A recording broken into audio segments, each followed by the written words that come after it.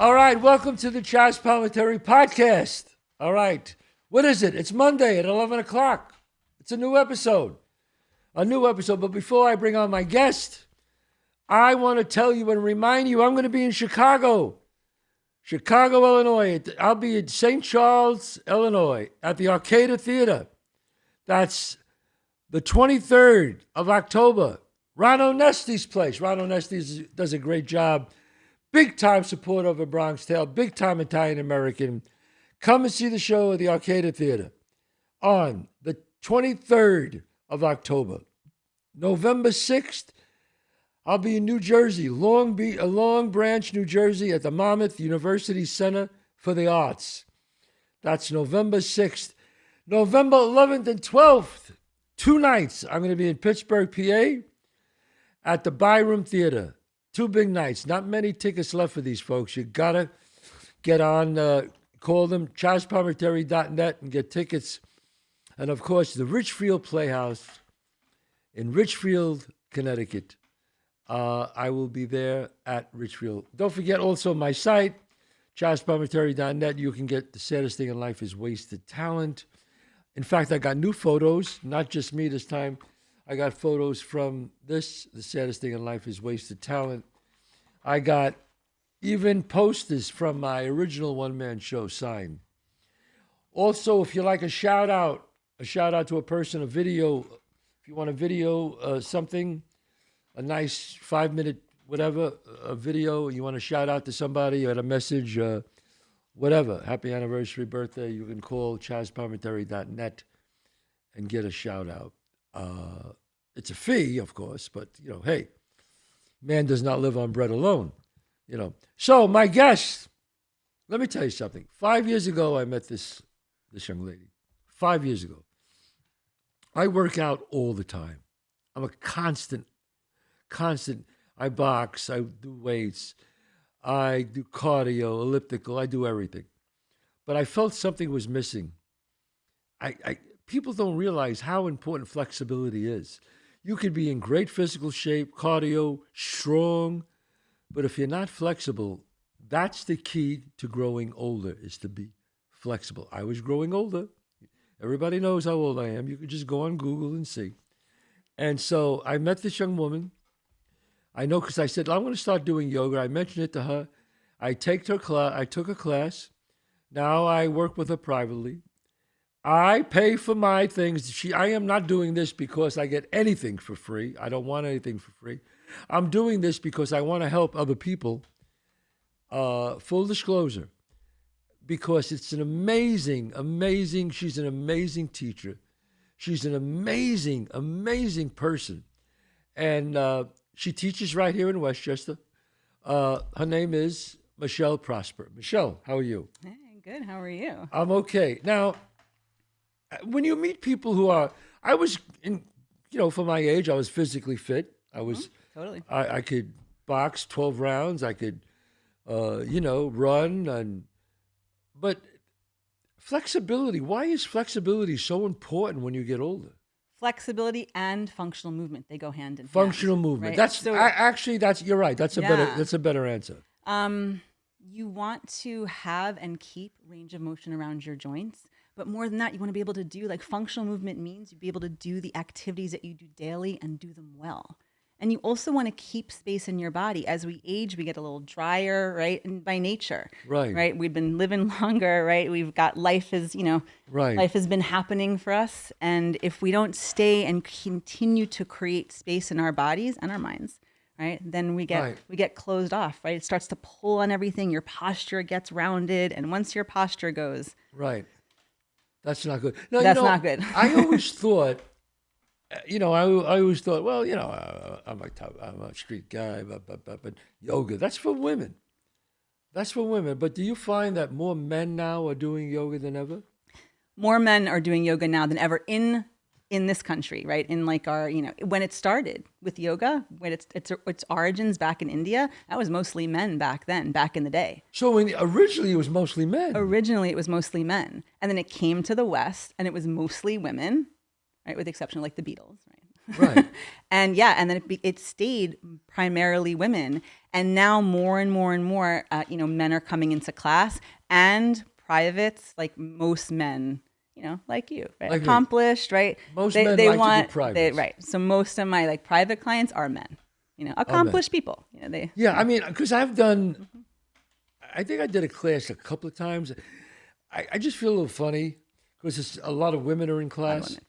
And, I can't, I'm not as flexible as a man is just not as flexible as a woman. Totally. Like Am I right? Biology, a man is not as flexible as a woman. And I always tell that to my men. I'm like, you don't expect you're going to do that the same way a woman will do it. Because it's just, It's just not possible. It's just not possible. Right? Not without a little bit of work and effort. Not without work. I mean, how long would you say does it take for a man doesn't know, never did yoga before, and he starts taking it, for him to actually see a little difference? In terms of lasting flexibility. And I'm like, wow, I'm feeling better. I am getting a little flexible here. Well, after one class, you're going to feel like you were more flexible, like you created more space, right? Every time we meet, right? Yeah, you have a little bit more space, that, yeah. right? Lasting flexibility, I'd say probably 6 weeks. You'll notice just a difference if you're consistent with it. You can't expect to do it one time and then that's it. Right? You got to be consistent with it. You have to be consistent. Twice a week, once to twice a week is key. At least once or twice a week. At least once or twice a week.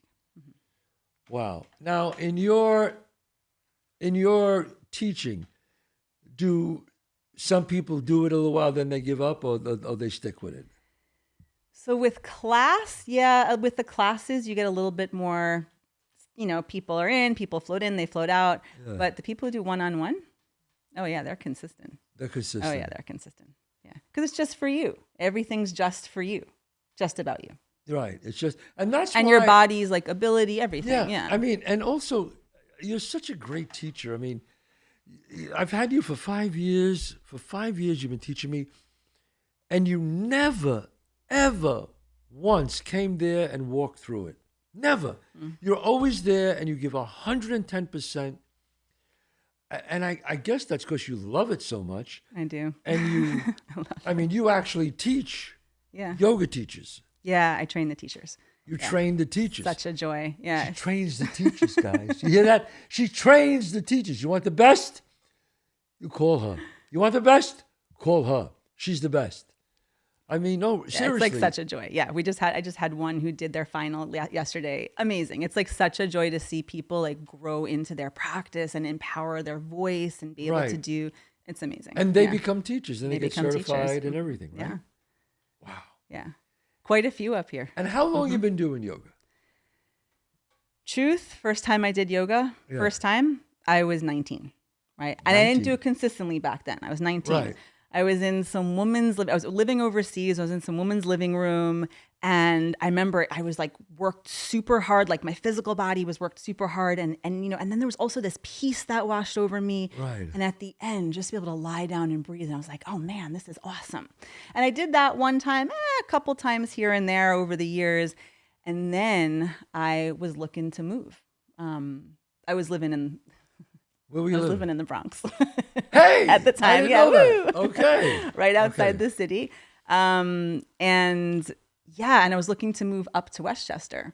So, I found like a studio up here and I went a couple times and there was an incredible teacher who I met up there and, or up here.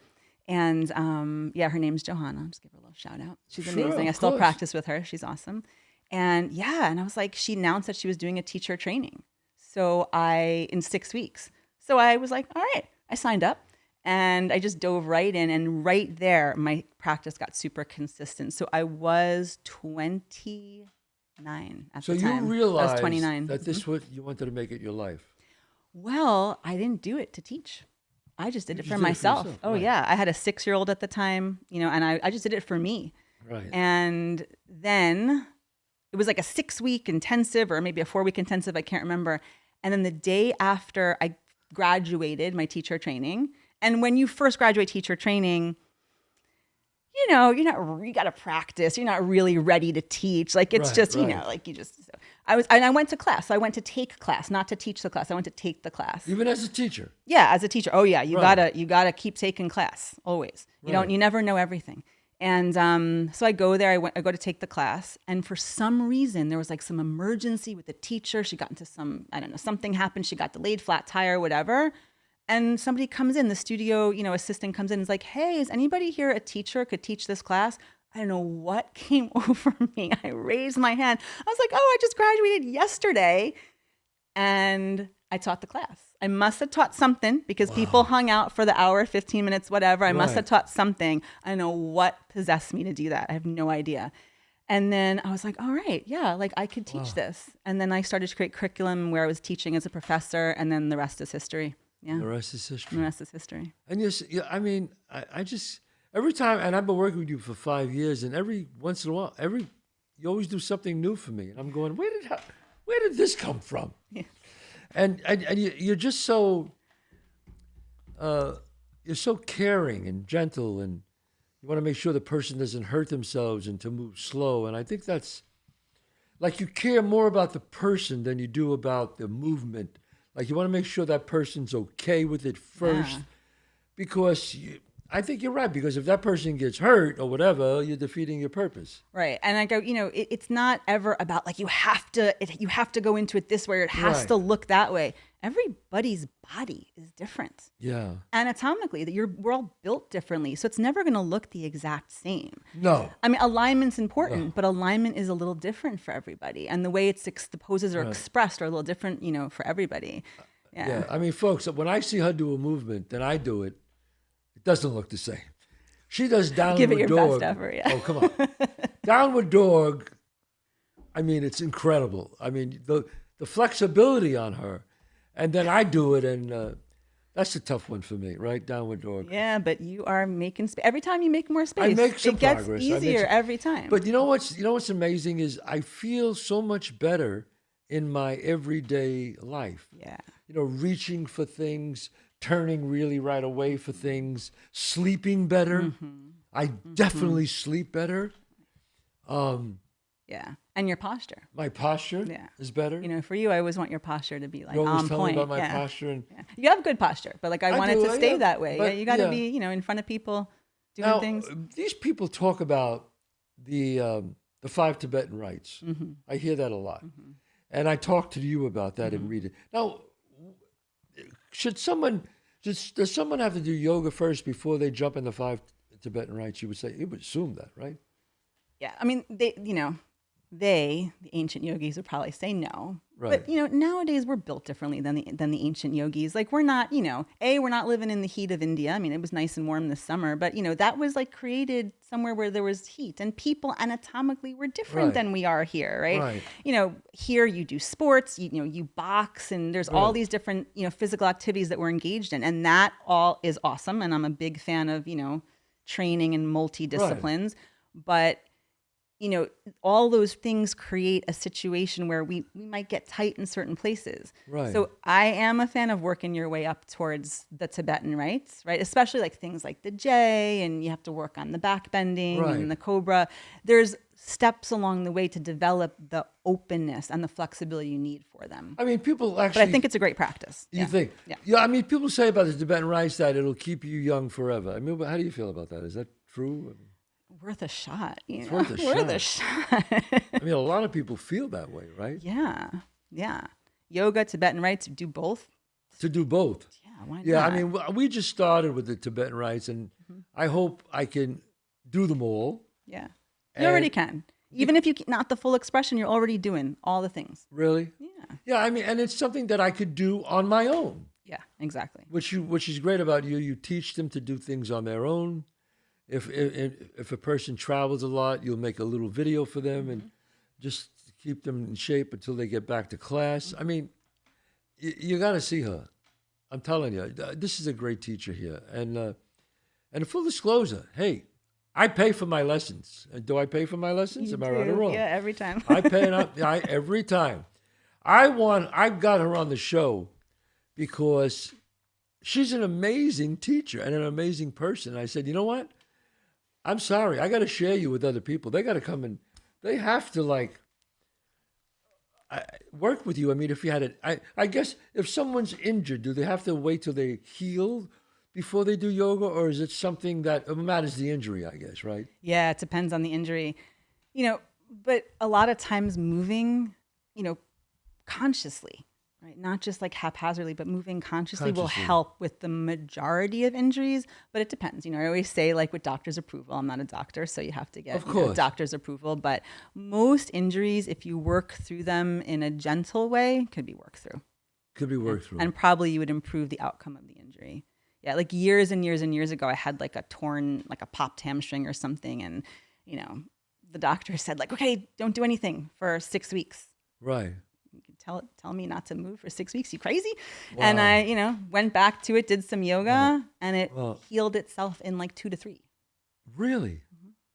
Well, what they say is, and especially with people with, as you get older, arthritis, the worst thing to do about arthritis is not move. Correct. You'll stiffen up. They think, I'm in pain, my back's in pain. So what people do is they don't move, and that makes it worse. Right.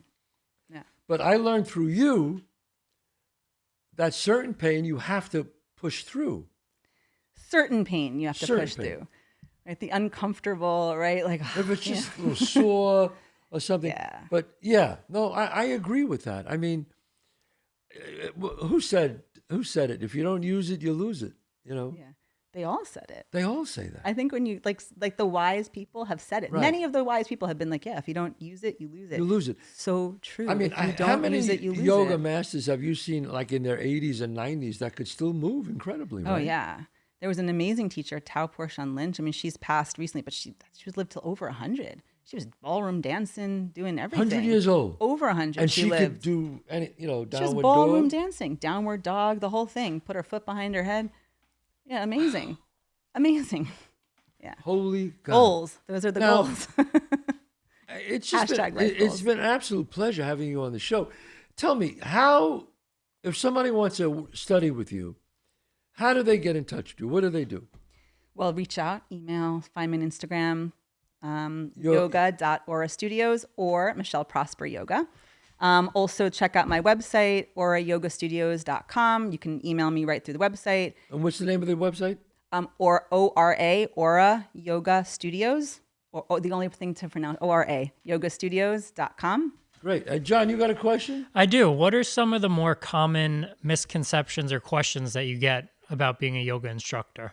About being a yoga instructor, okay. Or about getting into yoga in general. What are some of the more common questions? So with getting into yoga in general, people are usually like, I can't do yoga because I'm not flexible. So, I have no flexibility. That's what I can't. Right. That's what you thought. That's what I thought, right. And what I'd say to that is just every time you get to the mat, you will create more space than there was when you started. So if you make little gains every single time, you're left with much more space than when you started. So it's step by step. Right. Yeah. If you're not flexible, you could do it. Especially this kind of yoga with all the functional movement. This is not the type of yoga where you're pushing into positions. If the space is available, then you can go into those positions. But if it's not. Like, what kind of yoga do you teach? So it's from like a vinyasa framework. So vinyasa means flow. Like the postures all flow into each other. There's a sequence to everything. But this is more, I would say, anatomically informed vinyasa. So there's a definite anatomical perspective that's there. So I don't want you jamming in the hip. Like I'll align you so that you're not pushing into the wrong places, into compression in your joints, but you're creating space in the joints. So it's an anatomically informed vinyasa. So the first time you work with somebody, you kind of work with them and see what they can do first before you push them in any way. Exactly. And what do you think about hot yoga, about this Bikram? What is it called, Bikram? Oh, Bikram. Yeah. So Bikram, that's okay. You can say how you feel. Yeah, full honesty, full disclosure. Bikram it's a series of like 26 postures that you do again and again and again and again. Nothing wrong with it. It's not bad. But there are certain alignment cues that drive me crazy. Right. Such as like lock out your knee. Don't lock out your knee. That's just going to cause you to faint. And not great for your knee. So there's certain cues like that I feel like the information got passed down. It's a great practice because people know what to expect and they stay consistent with Right, it. right. But, there's only 26 postures. Like we do something new every time. Every time. The yogis say there's 860,000 posture abilities. Wow. So like you could do a posture and then there's like 6 variations of that posture. So there's 860. 60,000 posture abilities. 60,000. 860,000 posture abilities. That's what they say, the ancient ones. I don't know. Wow. So there's like different styles of yoga. Totally. What are some of the styles? Yeah. So there's vinyasa is pretty popular because it's such a catch-all. Anything that's sequenced, it's a big one. There's hatha yoga, which is more, holding the postures for a little longer. There's not necessarily a sequence. You come to standing. There's ashtanga, which is the father of, Is that the hardest yoga? Ashtanga is, if you think about it, like vinyasa is the wild child of Ashtanga, who's like the strict father. It's like, you're going to do this and you're going to do that in a good way. It's disciplined. Yeah. And then there's Kundalini, which is a totally other, it's like over there. It's an amazing practice, but it is energetic and it's really hard. So I think for the first time for a person who's just starting out in yoga, yours is pretty the best one. I mean, it's a pretty good way to start. It's a pretty good way to start. It's a pretty good way to I start. think your yoga is just, I just think you're an incredible teacher, an incredible person. Again, a shout out. It's to get on your Instagram. How do you get on? Yeah, yoga.ora studios. Okay. Yeah. Check her out. You're based here where? In Westchester? In Westchester. In Westchester, New York. And, or, everywhere. Online now. We can go everywhere. Oh, you go online now? Yeah. You live teach stream. online Yeah, too. live stream or on demand. Yeah. Wow. And to get out with you online, same thing? Yeah, go onto the website. Yeah. Go on the website. This is an incredible person here, an incredible teacher, and she's changed my life, and she could change yours. So, hey, thank you for coming. Thank you for having me. Such an honor. And we had a great show today. Don't forget, next week, was it Saturday night? Yeah. It's November 23rd. I'm going to be at the St. Charles. I'll be in St. Charles, Illinois at the Arcata Theater. Right after that, I'll be in Long Branch, November 6th, in Long Branch at Monmouth University, Center for the Arts. 2 shows in Pittsburgh, November 11th and 12th. The Byram Theater, and then, of course, November 19th at the Richfield Playhouse right near me. So come and see the show, chazzpalminteri.net. God bless you all, and I'll see you next week.